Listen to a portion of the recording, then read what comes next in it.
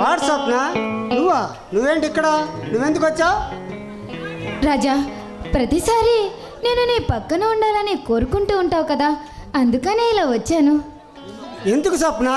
ఈ రాజా ప్రేమలో కలవలేక ఓడిపోయాడని, లేక దేవదాసుగా మారాడని, లేదో కరడు కట్టిన కషాయ వాళ్ళ ఉన్నాడని చూడాలనిపించిందా స్వప్న?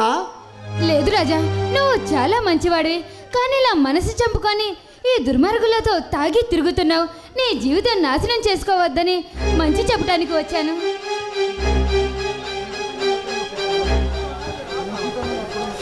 మంచితనం ఎక్కడుంది స్వప్న? మంచితనం అబద్ధాలు మేడలు కట్టి దానిలో భద్రంగా దాయాలన్నా దాగవు స్వప్న, దాగవు. చెడు ఎప్పుడైనా సమాధి కాక తప్పదు. మన దేశం కోసం పోరాడిన వాళ్ళు ఎంతో మంది చరిత్రలో నిలిచిపోయారు, అది మాత్రం మర్చిపోకు నువ్వు.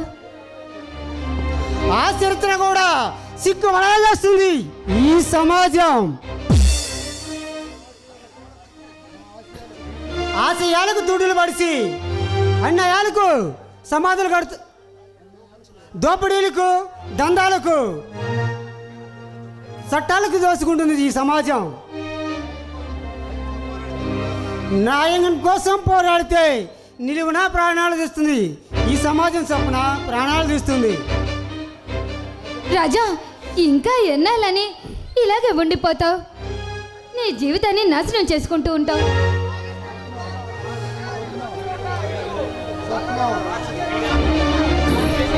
స్వప్న, ఒక రాక్షసుడి కోసం ఈ రాజా రాక్షస వేడ మొదలు పెట్టాడు. వాణ్ణి అంతం చేసి ఈ రాజా మళ్ళీ మంచి మనిషిగా మారుతాను. అప్పుడు దాకా నేను ఇలాగే ఉంటాను స్వప్న, ఇలాగే ఉంటాను. రాజా, నీ కార్యం నెరవేరాలనుకుంటున్నాను. ఆ తదస్తు దేవతలు నీ కోరిక నెరవేర్చాలని నేను మనస్ఫూర్తిగా కోరుకుంటున్నాను. థ్యాంక్ యూ స్వప్న. సరే రాజా, నేను వెళ్ళొస్తాను. బాయ్. స్వప్న, వెళ్ళిపోయావా? కాసేపు కూడా కలలో నా కళ్ళ ముందు ఉన్నారని అనిపించలేదా స్వప్న? అనిపించలేదా? నిన్ను ఎంతగానో ప్రేమించాను.